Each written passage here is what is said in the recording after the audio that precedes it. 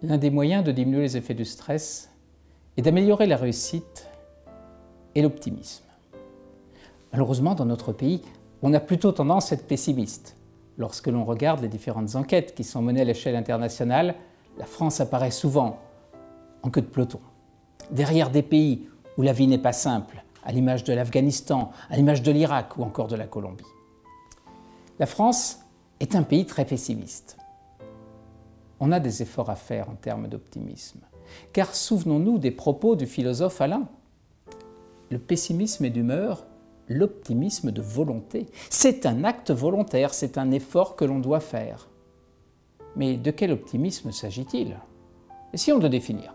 Il ne s'agit pas d'un optimisme béat qui consisterait à dire que tout va bien dans la pire des situations. L'optimisme qui nous intéresse, c'est l'optimisme qui va aider à réussir, qui va inviter à l'action, qui va être le compagnon de route de l'effort. Et pour définir cet optimisme-là, j'ai cherché une dame très âgée, une dame qui a beaucoup marqué 10 années de ma vie, une dame qui a consacré sa vie à l'Athènes ancienne et plus particulièrement à Thucydide, une dame qui était à l'Académie française, Jacqueline de Romilly.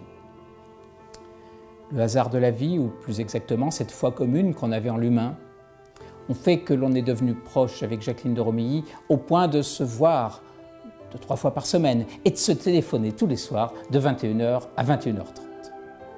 Jacqueline de Romilly était d'un optimisme incroyable. Un dimanche soir, elle me téléphone pour me parler de sa journée et me dit ce jour-là, vous savez, aujourd'hui, c'est une journée compliquée.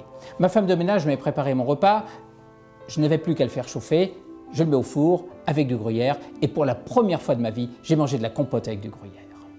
Elle me dit ce n'était pas bon, mais si j'avais vu clair, jamais je n'aurais pu savoir le goût que cela avait.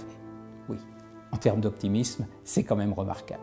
Je vois que Jacqueline de Romilly quelques jours après et je lui dis mais comment faites-vous pour être toujours aussi optimiste?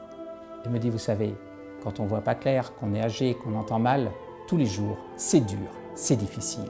Et bien d'une manière générale, quand c'est dur, quand c'est difficile, l'optimisme, c'est ce qui permet de transformer les soucis en défis.